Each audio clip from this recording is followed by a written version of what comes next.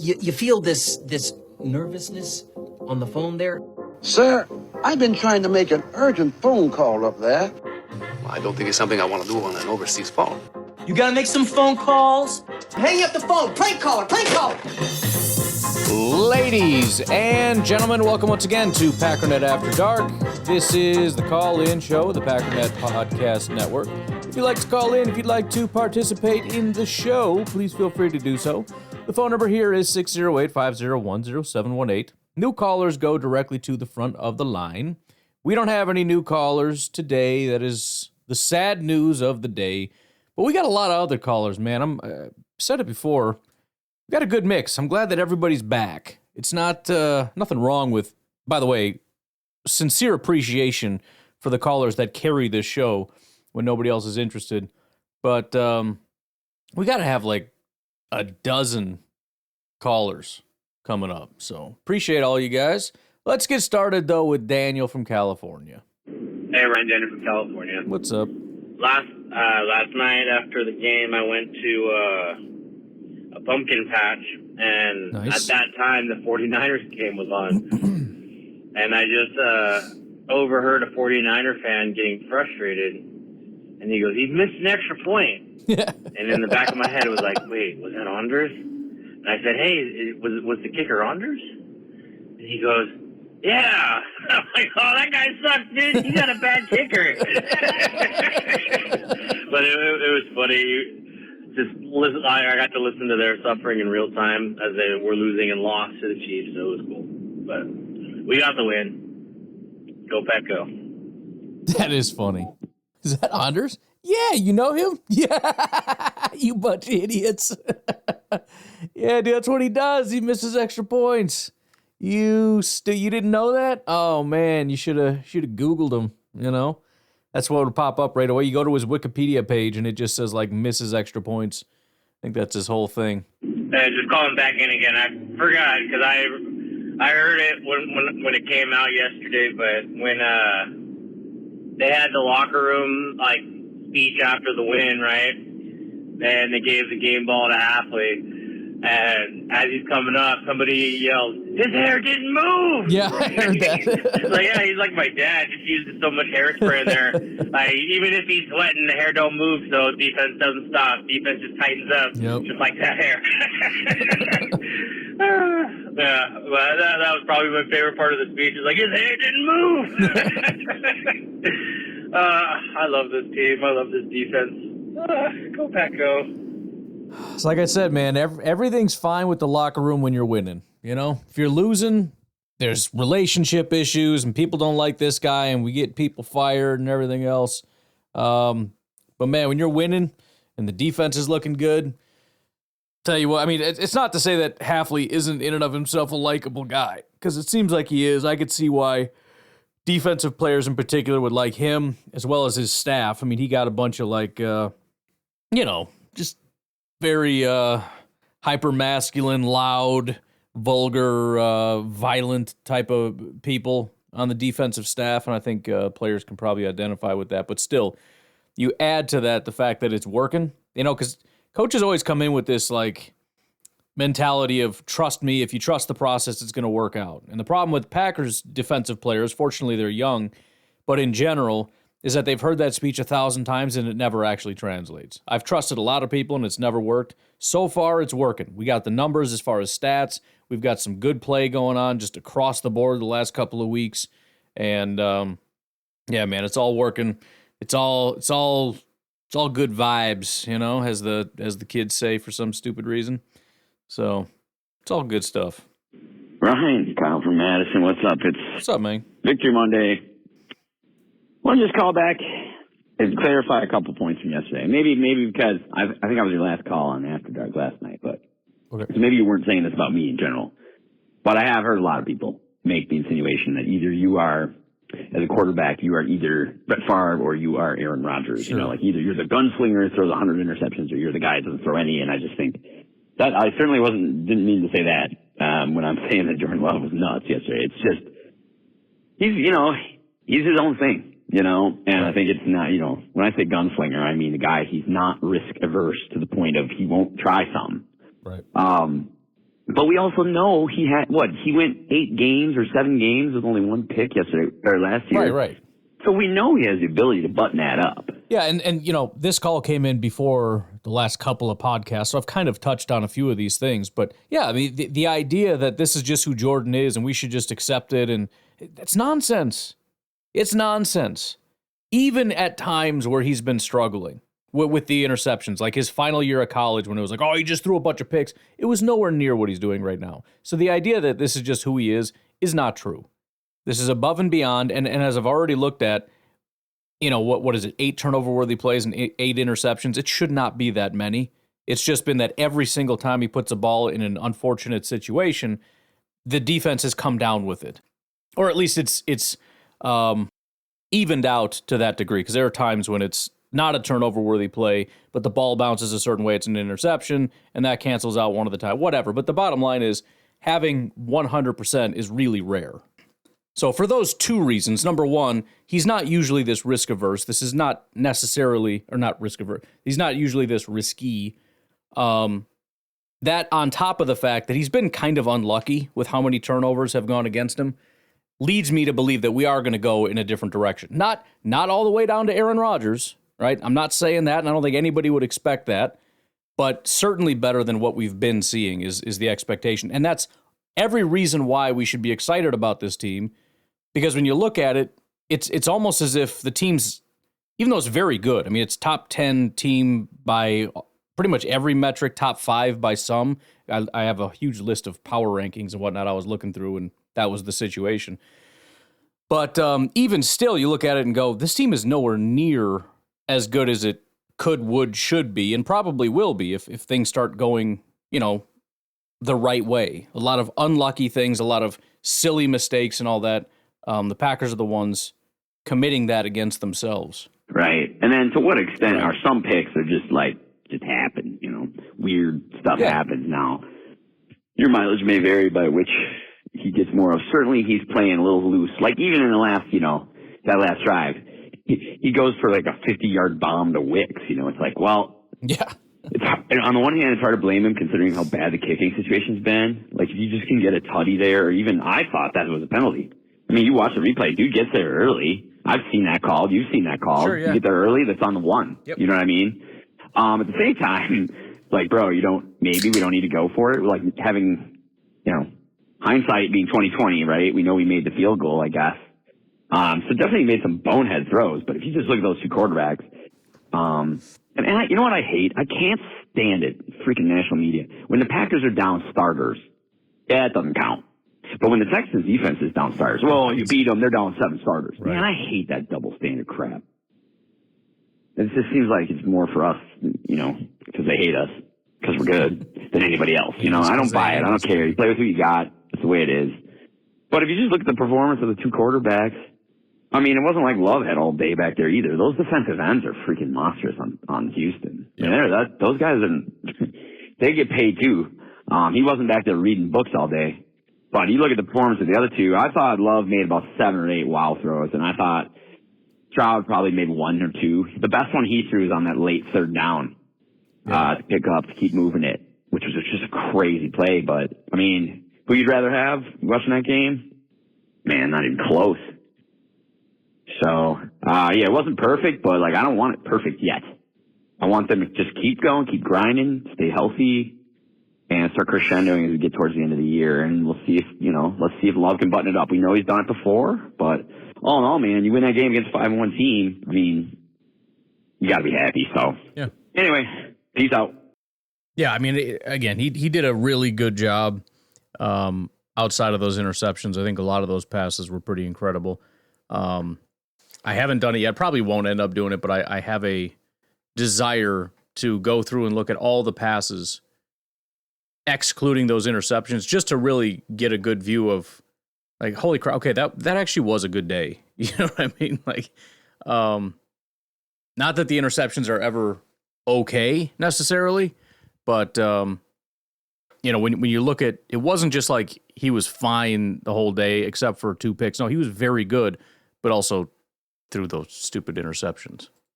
Okay, this is Jared, the Uber driver from Texas. Yeah. And Funny enough, I actually live in Houston, and this morning I've actually talked to a few Texans fans, and I asked them not to give me 1 star, please, because I'm a Packers fan. But we had some good conversations about it. But yeah, dude, great game. I know there were mistakes made, but you can't be mad at this. I mean, I know according to Clayton, we lost the middle 8. We lost the turnover battle, but we still fought and won. I got to look into that middle 8 thing. I know Clayton talks about that a ton. I feel like he got that from Bill Belichick, but I don't know. I can't remember exactly where he said that comes from. I gotta look into that. Every time I hear that, I'm like, what the heck are we talking? Like, what does that mean? I know what it means technically, just like the origins of it and why it's a thing. I'm sure he's explained it. I gotta look into that because I know he talks about it a lot and how high of a correlation there is between that and winning and success and whatnot. And I remember he even posted that like at halftime, and kind of scared me a little bit, even though you feel decent about the way the game is going. Like, we certainly can still win as much as it feels like we're sucking right now. But yeah, just all the stats were against us. The turnover battle, the middle 8, all that stuff. But I can't speak to it very much because I don't fully understand. Again, I know what it is. I cannot for the life of me understand why it's a relevant stat. So a win is a win, and I know good teams win, great teams cover the spread. Yeah. I throw the spread out the window if you're losing the turnover battle that badly, but, you know, it was still a great game. And that stat, them being behind and everything, and I just heard you talk about it as well on the podcast, it was like whenever they were behind, they scored more points, and whenever they were in the lead, they just didn't score, I think, was the thing. And that's wild. I mean, it's nice to see that if the chips are down, we will fight to get back in it, unlike past Packers teams. So that is nice to see. Not too much pouting on the sideline, getting everyone down in the dumps. Mm-hmm. I just love the vigor, the culture on the team. It's a nice change of pace. Yeah. But yeah, and dude, it was just a good game. And you got to ask Joe the Janitor, did he get to cash in on any of that bet? Because I know there was a bet with that Bears fan about the Texans and the Packers and the Bears playing the Packers and everything. So we need an update on that stat. All right, man. Have a good day. Go Pack, go. Let's see if we got a call from him. It doesn't appear that we do, so we got to hear from you to get some updates on how that bet went down. But yeah, the resilience of this team, it's been impressive. I mean, even last year, you know, talked about it 1,000 times, but the Packers used to have a bit of a reputation for, you know, you can tell in the first 5 minutes if you're going to lose the game. It felt like the Packers usually just dominated people. But if they started off, you know, 3 and out, and then defense can't stop anybody, and the offense, and, you know, Rodgers is frustrated and all, it's like you just know, like, dang it, man, I was all excited, and we're going to lose this game. And that's just pretty much the way it went. That just doesn't seem to be the case with this team. I'd mentioned before that stat of, you know, what the Packers had done when they were down compared to when they were up, and it was, you know, 0 points when they were down, you know, 5 drives, 0 points or whatever, and then they had scored on every drive when they were down or something to that effect. Not super happy that they couldn't capitalize when they were ahead, but the fact that when they were down, rather than, you know, retreating, they rose to the occasion like 5 times in a row, you know. So it's good to have that kind of team. There's, you know, playoff implications with that. You need to have those kinds of things. There's a lot of things you need to be a team that can win through the playoffs, get into the Super Bowl, and win a Super Bowl. Sure, there's tons of check boxes. I would say that's one of them. You need to be able to have that ability to play when the chips are down, to play when you're behind. I mean, the Chiefs have been fantastic at that. I don't know if that's been a thing recently, but I remember the first few years that they were, in the playoffs or Super Bowl or whatever, man, they'd get blown out. They'd be down by 21 points, and you think, well, sucks to be the Chiefs, I guess. And they come rally back and win the game. It's just insane, their ability to do that. Patriots, too, by the way. Patriots always just that was always a reputation that they had, is that they'd be down by 10 at halftime, and everybody look at that game and go, guarantee the Patriots win. There's no way the Patriots lose. And they do. They would slowly and methodically just fight their way back and win the game. Anyways, let's take our first break. We'll come back. We got Jared, the Uber driver, once again. Yo, it's Jared, the Uber driver. What's up? So I also forgot to mention in my earlier call that I love the spark you felt in the players, especially, I don't know what it is with Joe Mixon, but they did not like him at all today, or yesterday, I guess. And, man, I just love seeing that fight in them. Thankfully, no big penalties happened from it or anything. And especially the fight from the fans. But Joe Mixon tried to do a Lambeau leap to the lone Texan right there. Shutting him down. And then I love that McManus got the Lambeau leap. Needed help to get up there. But, old man McManus. Old man McNuggets. Also, it looks like, technically speaking, McNuggets made a McDouble at the end because he had to kick that field goal twice. And that's crazy, too, because that did... Are people dying from the McDoubles right now or something? Or is it some kind of McDonald's burger? It's not a great thing. Probably didn't mean to laugh at that, but it's a little crazy. First actual field goal for the team. The rest of the game was just extra points.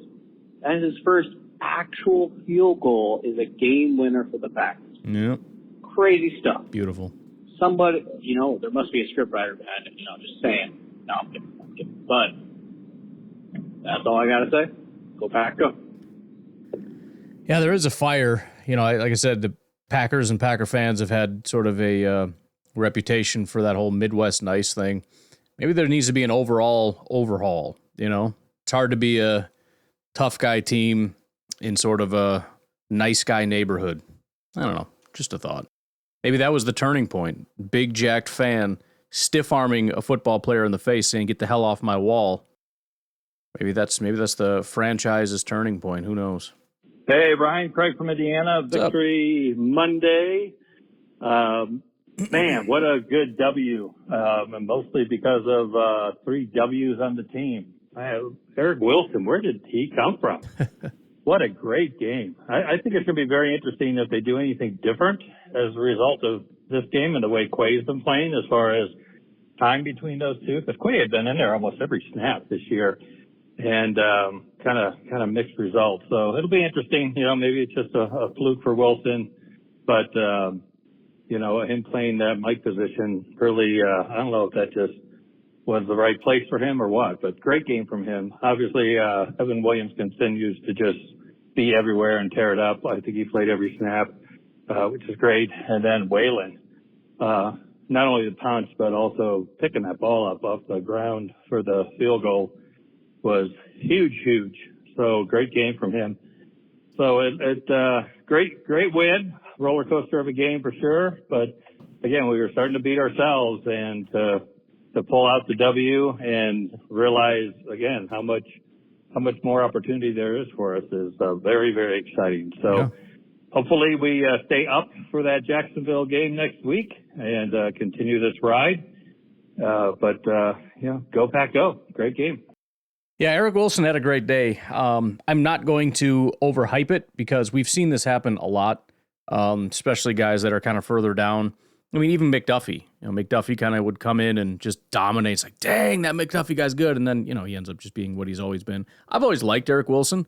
I've said he's a decent enough football player, great special teamer. He is not going to replicate that game again. It's just not going to happen. He played really well. He may be better than Quay. I'm not saying that he's terrible. maybe we do have something there in him. It's entirely possible. But I don't want to set the standard that, holy cow, we found a guy that's just who he is. That's not who he is.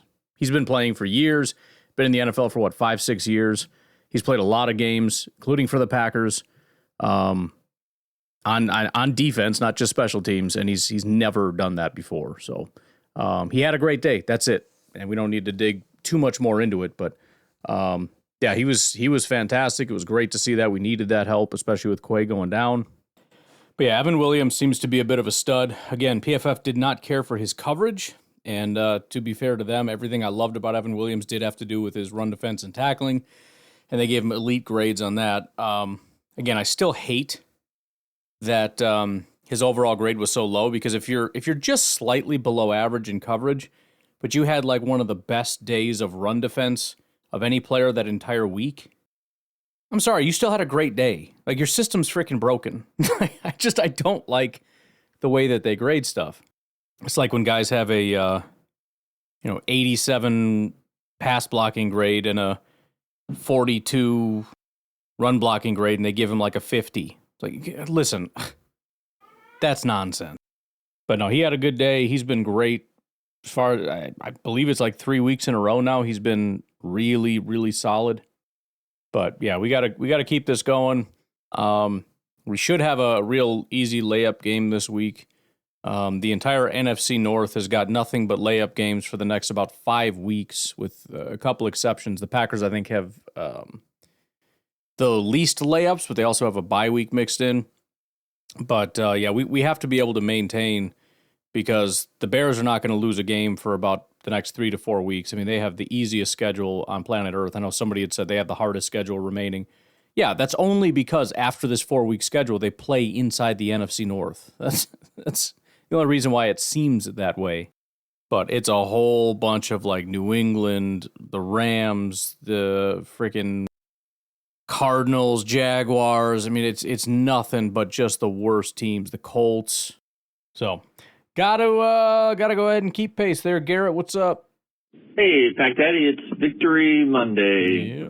All I can say is, after watching that game from beginning to the end, was that the defense made improvements and made crucial stops without even getting a turnover, which they have not been doing. Have been doing the exact opposite for the most part, relying on turnovers to keep teams off the field.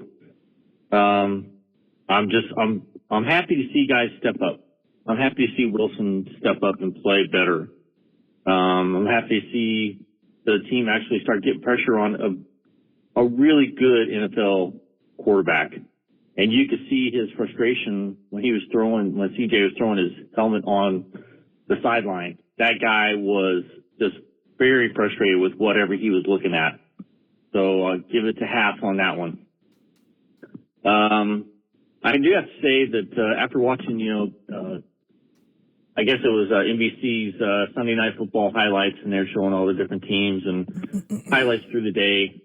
What really kind of got me, and it really bugged me, was that they chose to show highlights of the Green Bay game with Houston scoring 2 touchdowns, and then Green Bay getting the kick to win the game. Yeah. Now, getting, last second kick, I would say earns a highlight, but Tucker Kraft's catch in the end zone was a much better highlight than Mixon running it into the end zone. Right. And you would have thought that the entire game, Green Bay didn't do diddly squat. And it just befuddles me when they choose to show something like that and ignore true highlights.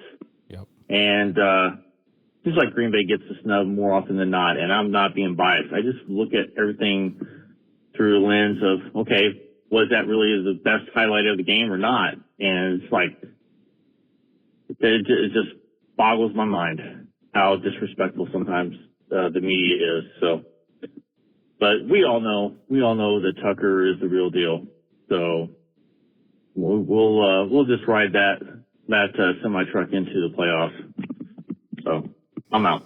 It is very annoying, and I don't think it really comes down to Texans versus Packers, because I think that Packers and Texans are pretty close. Texans are probably like a little bit more. CJ Stroud, maybe a little bit more than Jordan. But this comes down to Mixon versus Kraft, right? Mixon is this great elite talent. Oh man, let's show the superstar making superstar plays, whereas he runs in a straight line and gets a touchdown, as opposed to Tucker Kraft, because it's like, well, nobody really cared about that. If Tucker Kraft was Travis Kelce, 100 billion% that would be on the highlight reel. In fact, that would be on a loop all around the NFL about how great he is. But because he doesn't fit that narrative, we don't really worry about that. It would be like, Andy Dalton throwing just this incredible pass. You think that's going to make it on some kind of a highlight reel? Of course it's not. Maybe on that game, but that's not going to be played anywhere because nobody cares. Nobody wants to hear about how elite Andy Dalton was on this play. But I don't know. You're right. I mean, it should be very simple. Show the best plays of the game. That's it. And that Tucker Kraft play may have been the best play of the entire game. So, whatever. It is stupid. But at the end of the day, it doesn't matter. I'll take disrespect while at the same time, who won the game? And who's got Tucker Kraft on the team? You can keep the friggin' woman beater Mixon over there who busted a woman's jaw in a restaurant. You go ahead and keep that scumbag. We have Tucker Kraft, okay? That's what we got. Hey, Ryan. I was just wondering if it was just me, or did it seem like McManus enjoyed being groped when he did that Lambeau Leap by all those people with all the hands on him? It looked like he enjoyed that just a little bit too much. Oh. Time will tell. Time will tell. Hey, if that means he's never going to miss kicks because he wants to get up in the stands and, whatever, then it's a trade-off. It's a trade-off, Garrett. Okay, on a serious note, looking ahead to the Jacksonville Jagoffs, I just want to see what you think about how this team, kind of feels like it could be a trap game for Green Bay. Jacksonville's coming off a big win, but they've, spent 2 games over in London. Now they're coming back home. So there's that adjustment for them. But for, Green Bay, they just had this emotional, very competitive game against a very, very good AFC powerhouse team. And, this time last year, Green Bay was struggling big time.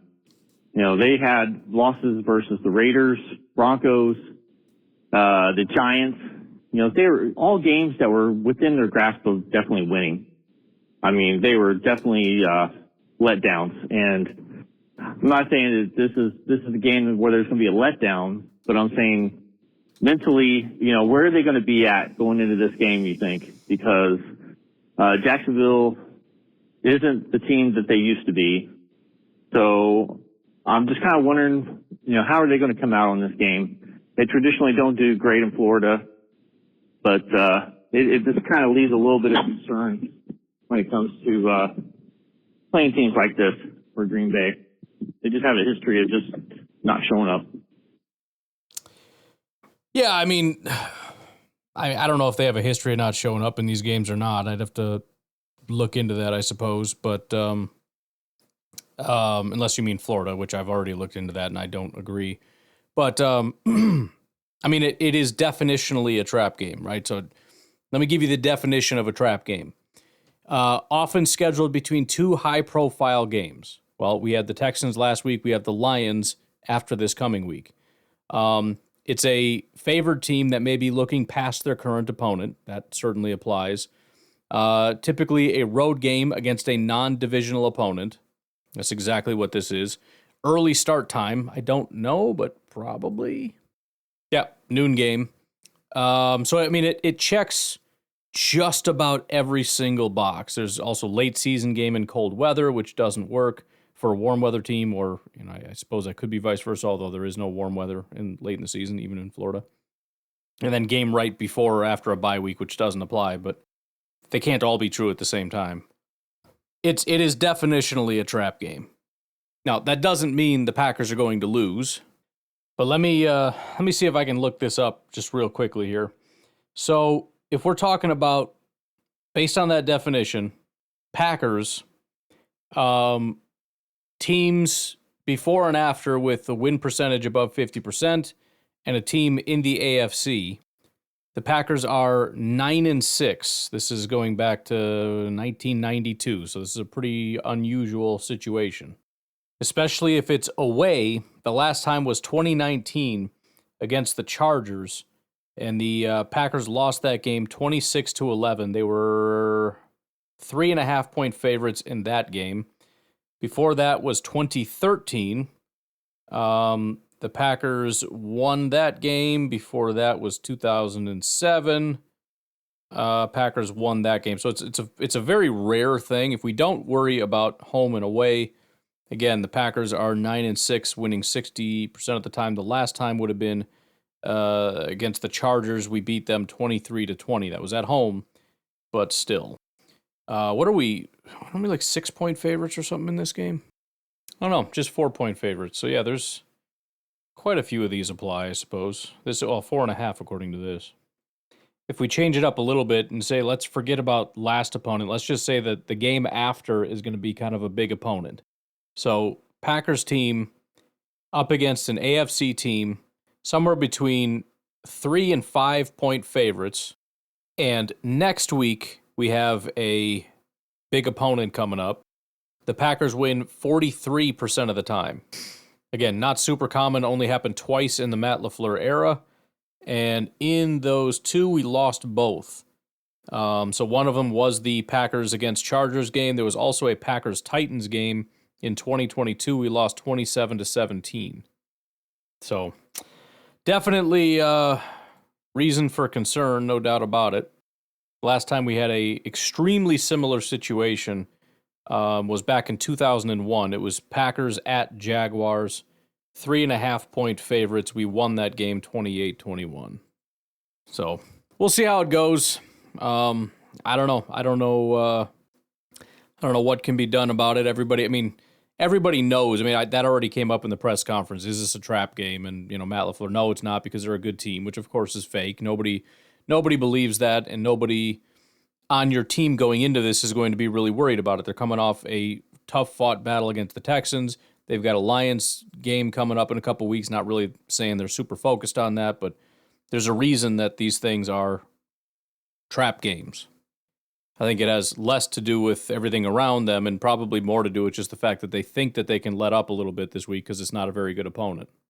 Hopefully that doesn't happen, and it doesn't have to happen, right? Similar situation with, who did we just face? Cardinals, right? Cardinals not a very good team. They could have just taken their foot off the gas. They didn't. They pummeled the living crap out of them. Rams not a good team. They beat that team. Titans not a good team. They beat the living crap out of that team. Colts not a good team. They beat that team. So they've beaten the bad teams so far.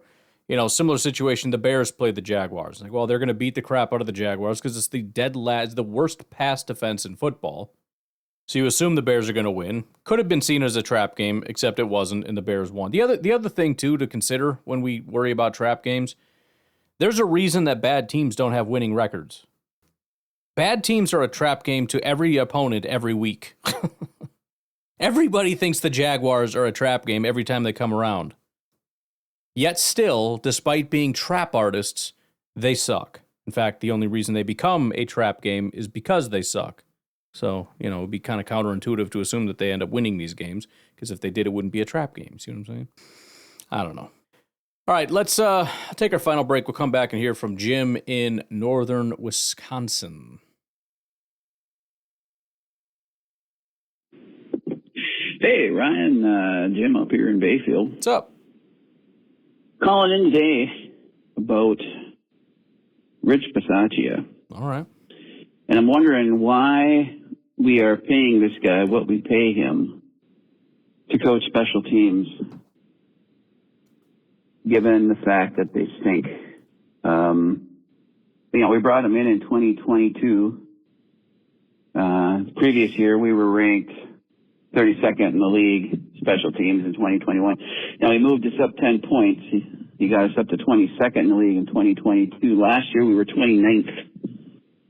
Now, I'm no genius, but that's moving in the wrong direction. And this year, special teams has been An absolute disaster, and I mean a disaster. Kicking, returning, coverage, all bad. Every week, week in, week out. So here's my question, and my brother and I had a disagreement about this. And he said, well, it's not the coach's fault, it's the player's fault. Well, he's there to coach the players.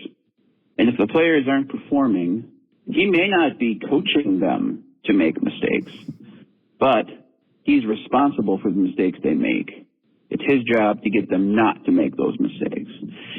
And it's not happening. He's not doing it. His players aren't responding. So in my mind, that makes him ultimately responsible for the poor performance that we're seeing. And we're paying this guy a ton of money to be a special teams coordinator. I think we got to go in a different direction because we're moving in the wrong direction. Anyways, that's what I got. Like the show. Later. Well, my question would be, if we're going to blame him for all the bad stuff, does he get credit for the good stuff? Does he get credit for Keyshawn Nixon being the best return guy in football, despite having never been that previously? Does he get credit for Daniel Whelan being as good of a punter as he is? My perspective on special teams is that it's not as bad as a lot of Packer fans make it out to be. The biggest, when everybody looks at the ranking, oh, look, they rank like 29. That's because we had a kicker that missed every single field goal. That's the reason. That's almost the entire reason. Now you can look at this last game. It's like, well, look at the Jaden Reed was stupid. Yes, this past week there were two really stupid things that happened that I don't think have happened this entire year. Let's look at the entire season. Let's look at our punter. Let's look at our new kicker. Let's look at our return guy in Keyshawn Nixon and tell me what it is that sucks about the special teams. I don't really think anything. We don't have a problem in kick coverage. The only reason we rank so terribly is because our kicker was so bad. If that's fixed, I tend to think we have one of the better overall special teams units. When you have a great kicker or a really solid kicker, a top 5 punter, a top 3 return guy, I don't know what the problem is. I think the issue this season was entirely because of the kicker, and then this past week everybody got super pissed off because Jaden Reed looked like an idiot, and there was that weird, stupid thing with Keyshawn that, again, has never happened before. And I'm not going to say Keyshawn is a problem, because, again, he's been nothing but an asset on special teams up until that one play, if you're even blaming him. And, again, I don't know. I don't know specifically what the issue is because you didn't raise any other than the rankings, but bottom line, I don't have an issue with our special teams at all. I really don't. I would rather Jaden Reed not be responsible for anything anymore and then tell Keyshawn, like, you have to make a decision and, like, catch the ball in that situation moving forward or get out of the way and start yelling quicker. You cannot do it last second when it hits your guy in the frickin' leg. Oh, by the way, get out of the way there, Chief. Oh, too late. Sorry. Valentine, you really messed that up, bud. Very correctable mistake. And, the other correctable mistake is Jaden Reed needs to be nowhere near returning ever again. He had the fumble, followed by catching I don't know if it was a kickoff or a punt or whatever, in the end zone. The dumbest crap I've ever seen in my life. Just don't let him do that anymore. You are not a return guy, period. Keyshawn is full-time return guy, punt and kick. So, do I want to fire Bisaccia? Not really. I mean, could we find somebody better? Maybe. I don't know, but I'm happy. I like our kicker. I like our punter. I like our kick returner, and I don't have any issue with our kick coverage. The only thing else that I think we could fix is long snapper, which is a disaster, but I don't want to fire Rich Bisaccia. I want to get a new long snapper. And the fear is, you can say, well, Bisaccia is not helping. We just happen to, Gutekunst found some good pieces. Okay, but we're assuming that. What if that's not true, right? I mean, it's kind of like with the Jets. Like, well, that guy's, Salah's not doing anything for this team, so we could fire him and everything will be fine, and then their defense goes to crap. It's like, oh, shoot, maybe he had a lot to do with that. I like our special teams. I want to keep it going. I don't want to fire Bisaccia right now and then go out and find some random guy who comes in and it turns out our punter and our kicker and our long snapper and everything just goes to zero and it's like, oh, crap, maybe we shouldn't have done that. Just get Reed off for returns. Find a new long snapper, and we're good to go. But yeah, I'm I'm happy with it. And again, maybe that's not Bisaccia and he's just riding the coattails of some great pickups by Gutekunst. I don't care. As long as it's working, pay the guy. It is what it is. Not worried about it because I'm not gonna chance it. Hey, Back Daddy, what's cracking? Nate, I just wanted to call in because it was a damn good week of football. I'm gonna be honest. Did I like the way that we won that game? No, not at all. Not at all. That was an ugly win if I've ever seen one. But I do like where the team is headed. But honestly, if we're being honest, the Packer game somehow a Packers win wasn't the best thing on my football list for this week. Obviously the Vikings lost, which I was also rooting for. I'm like I don't want to say I'm a Detroit fan, but I am kind of pulling for them. Like they've had such a rough go of it that I'm kind of stop it, Nate. This isn't 2017. They've been a solid football team for like 3 years now. Listen, I got over the pity thing. Like the first year that they were decent, I was like, oh, that's so cute. We're way past that now. Plus, on top of that, even when they sucked, they beat the crap out of us. So they were always annoying. And then they end up being good. Now they're like they've been the darlings of the NFC North for 5 years. I'm nauseous thinking about this freaking team. They're constantly better than us at everything. I'm not going to say, but they're bad. And I just feel, no, we're done with that, Nate. I don't want to hear that anymore. Like, get some wins here and there, unless they're playing the Packers, then they suck. I hope they die. That kind of thing. But I get it. Honestly, biggest thing for me today, 2 things. One, Deshaun Watson getting injured. I am so here for everybody saying like, oh, it's so bad the fans were cheering. That dude's a rapist, and he absolutely deserved to blow out both ACLs, if we're being honest here. Pause. I got a little editing to do there. All right, let's continue. And I wish him nothing but the worst. I hope he doesn't get the fully guaranteed money. I hope they find a clause in the contract that allows them not to pay him. I hope he has to pay all of his money to all the people that he's hurt. And I hope he has to go work at Walmart. That's just my personal feeling. Maybe you still like Deshaun. I don't know who would possibly say that, but you know what? There's probably people out there. Next thing is, Aaron Rodgers. You got literally everything you wanted. You piece of shit. You garbage human being. Oh, I do have to go back and edit that, but you're 100%. I'm with you on that. I just say like why are you so bitter? That Nate just summed it up for me right there. You pissed and moaned and whined. You were the victim. Oh, poor me. The Packers abuse me. The Packers are mean to me. The Packers don't like my friends. The Packers they're doing things the wrong way. And everybody bought into it. Everybody believed you. Everybody hated Gutekunst and they hated Mark Murphy and Matt LaFleur was no good and the whole team sucked and everything was bad because everybody believed Rodgers that everything was horrible and you poor victim and you never got what you wanted. And then you leave and you go to the Jets and you get the coach you want. You get literally the play caller that you want with you. You get all your little friends with you. You get to call all the plays the way that you want because that team will do everything and anything that you ask. Every single failure is 100% on you because you get everything you want. Oh, and of course, the big one, you got your defense, right? So what happened? I guess everything isn't greener on the other side, right? Maybe you bought into the BS a little bit too much. Maybe you bought into your own hype a little bit too much. That you were dragging the team. That the Packers would be nothing without you. That if you had a competent GM that could just get you a defense and could actually get you some receivers and could actually do things the way that you wanted to, that we could win. But no, I can't get a GM to do anything that I want. They keep doing stupid stuff. They don't know what they're doing. I should be the GM. Well, guess what? You got to be the GM. And right now, the Jets are worse than they were with Zach Wilson. They're a bigger disaster. You fired Robert Saleh, who, again, didn't like him as a head coach very much. But it's become pretty evident that he was holding that defense together. So now, that precious defense that you wanted, that goes bye-bye.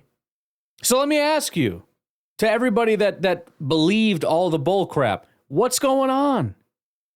Remember, because he was going to go there and he was finally going to have a really good defense and he was going to have Garrett Wilson, which was supposed to be really great, except strangely, Garrett Wilson's not good anymore. I don't know what do you think is happening there?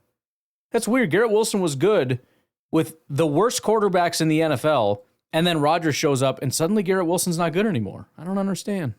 But they're not winning. It's so weird because I thought they were Super Bowl contenders, and they can't even beat kind of bad teams. I don't understand. Maybe you don't freaking know everything. Maybe you're not so smart. Maybe all your assumptions were wrong this entire time, and you bought into the BS, and Rodgers bought into the BS, and you all believed all the stupid crap, and it was wrong. It was wrong. Rodgers is not dragging around a deadweight team. It actually is a very well-run organization with an extremely high hit rate filled with talent. Rodgers has played with some of the best wide receivers, behind some of the best offensive lines, with some of the best offensive minds, with some of the best GMs in football, in one of the best organizations in sports history. But it just wasn't good enough because he bought into the lie that, of course, Rodgers should have had 2 Super Bowls or 3 Super Bowls or 10 Super Bowls by now, but he doesn't, which must be a failure of the Packers organization, or maybe you're an idiot. So yeah, I'm in agreement. You get what you deserve. This is what you wanted. Now you get it. Now you can suffer through it. Same goes for Devontae, by the way. Devontae, he did that interview with the Raiders where he's like, look, I don't regret my decision because I don't regret anything I do, which is a really weird stance to take. Kind of hard to grow as a human when you don't acknowledge any of your failures. But he refused to say that it was a bad decision while also kind of acknowledging that he'd have been better staying in Green Bay. But that's his mentality, right? I stand by my decision 100%, right? So it's like Green Bay is going to suck.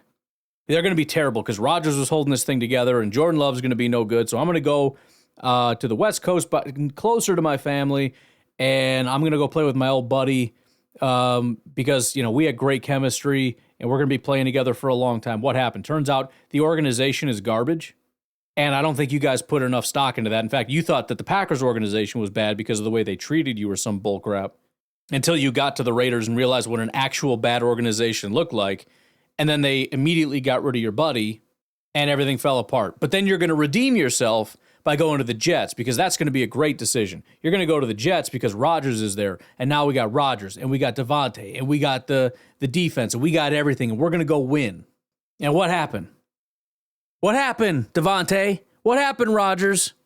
Tell me more about this great theory you have about how oppressed you are and how you were everything right with the Packers, and the Packers are just suppressing you. And if they'd have just gotten you that one wide receiver, we just needed that one wide receiver, and that would have fixed everything. God, I swear. You got everything you wanted. You rebuilt the 2015 Packers, whatever the hell it was, the year that you just couldn't quite do it. You rebuilt the team with ancient ghosts of the people that you used to play, and guess what? You still suck. You still suck because it's past your time. Retire, you old fuck. Nobody fucking wants here anymore. The Jets team already sucked, and we warned Jets fans. We told you he was going to be bringing all this craziness, but I am so happy. Pause. Sorry, I try to find a natural pause, but if there isn't one, I got to go back and find it because I'm going to lose it and I'm going to forget to do it. That I get to watch this from the outside. He's not doing this to us anymore. After he made us pay him all this money, tried to ruin our team. Let's not mince words. He tried to ruin the Green Bay Packers purely out of spite. Didn't work. We're much, much better than the Jets are, and he is... Yeah, with the supposed team-friendly deal, right? ...is ruining his legacy. Each and every game is ruining his legacy, and it's delicious. It's delicious. So delicious. But yeah, so Jets suck. Vikings lost finally, and go Pack, go. Didn't have to be this way. Again, the whining from Rodgers started in what? I mean, it probably started late McCarthy era is when you started to see that. And it was kind of understandable because the team did suck. And it's like, oh, poor Rodgers. You did feel bad for Rodgers because everything else around him did suck, right? 2018, he played fairly well. Everything else around was a disaster. Like Mike McCarthy, that whole thing had gotten so unbelievably stale, and he brought in a guy to call plays, and that was a disaster. And the defense was just the worst. And like it was everything was at its absolute worst. So there was understandable frustration there. And then everything got better, and he seemed to get more pissed. Right? He wanted a Shanahan-type play caller, and then he got it, and then he decided he didn't like it anymore because he couldn't do the stuff that he liked. He wanted to be like the intellectual guy, calling all the super smart stuff, rather than just buying in entirely, which is just go along with this simplified offense of you, unfortunately, just being a game manager. Like, it'll work, but you got to accept that that's what you are. He didn't want to do that, so he just wouldn't accept that. And then when he tried to enforce his own playbook, rather than just letting Matt LaFleur run it, no, he has to install his own playbook so that everybody has to learn 2 playbooks. And then when the wide receivers and tight ends all struggle to understand that, or the offensive line struggles to understand that, because it's unbelievably complicated, you get mad at them like they're a bunch of jagoffs, even though they're rookies, and you're trying to cram 2 playbooks into their head, and they're struggling, and rather than coming up along beside them and saying, look, I know this is tough, let me try to help you out, he said, ha, F you, I wouldn't dare spend any time with young people. That's stupid. That's lame. I'm too damn important to be spending time with like 23-year-olds. That's stupid. Just get on my level or get off my team. And turns out, go figure, that strategy doesn't work super well. And then rather than recognizing any of this, rather than taking any accountability whatsoever and recognizing your role in this, recognizing that maybe having no leadership on this team whatsoever, by scolding everybody for not being as intellectual as you, despite the fact that part of it is you being smart and part of it has to do with you being in the league for 15 years compared to all these young guys. Rather than doing any of that, you decided to throw a little hissy fit and saying, I want off this team, or actually you tried to get Brian Gutekunst fired, and then when they said no, then you said, fine, then I want off the team, and then Gutekunst told you no, and then you went on a frickin' jihad against Brian Gutekunst because he didn't give you what you wanted, so you spent your whole time just absolutely hating the guy. And that entire offseason, you had Gutekunst and Matt LaFleur and everybody taking constant flights out to California to come and grovel to you. Because God forbid you actually got on a plane and tried to work something out. No, they had to do it for you. And then finally you agreed, but only the final caveat is that you get to pick up your buddy Randall Cobb and fly him into Green Bay. You had to not only force the team to give you a contract that was absurd and very not team friendly, but we had to bring in Randall Cobb, who is not going to help the team. It helped Randall Cobb, and you liked it because he's your friend, but it didn't help the Green Bay Packers. And then again, when none of this worked, and when everything got worse, rather than saying, man, I really screwed this up, you get mad at the team, and then you throw another little pissy fit, and you say, I want off the team, I want to get traded, I want to go somewhere else, which was news to the Green Bay Packers' ears. You know, we heard reports that everybody in that building was sick and tired of Rodgers and 100% was done with him and wanted him gone. Gee, I wonder why. So he says, I want a trade. So he gets his trade, and then he does everything he refused to do here. He's close with the teammates. He showed up to training camp. He did all the responsible things. But guess what? It didn't matter anyways. Hilariously enough, he did that once. He did it once because he was feeling like, oh, we're going to do it all. And then he gets injured. He comes back the next year. He's like, nah, screw that. I'm not doing that again. That was stupid. I'm not taking guys out to ball games. I'm not coming into training camp. I'm not doing any of that crap. And then we just see the same thing all over again. Interesting. It's all very interesting, isn't it? We'll see how it goes. Maybe the Jets start to figure something out. You have to assume they get slightly better at some point. I can't imagine they continue to be this terrible forever. But man, you really look at that team and you go, man, how much did Rodgers really add to our team after all? How much did he add, especially down the stretch there? All those years we're looking at it going, I know Rodgers is great and all, but I'm kind of getting tired of this guy staring at players that are wide open and refusing to throw it. I'm getting tired of that whole thing. But, he's still great and he's probably better than everybody else. And then you watch what's happening with the Jets and you go, I don't know, man. I don't know how much that guy added those last couple years. 2022 in particular, 2021 even, when I'm sitting there going, throw it! And he's like, nah, it's too scary, I'm not doing it. It's like he's wide open, there's no defenders there. Nah, it's scary, I'm scared, I'm not doing it. God. Dude started, and he panicked in the pocket. Even in Green Bay before he got hurt with the Jets, I mean, he would panic. It's like, bro, you're okay. Like, no, I gotta go. Okay, I don't know, fair enough. And then he starts screaming at people every time something went wrong. There's like no pressure, and then he bails and throws it away, and he's like yelling at somebody for not running a right route or something. It's like, would you chill out? Oh, it's freaking exhausting, man. But you put up with it because he's a Hall of Fame quarterback. But now that we're getting by without him, I don't have to put up with it anymore. You know what I mean? So that's cool. Anyways, I'm going to go. You guys have a great day. I'll talk to you later. Have a good one. Bye-bye.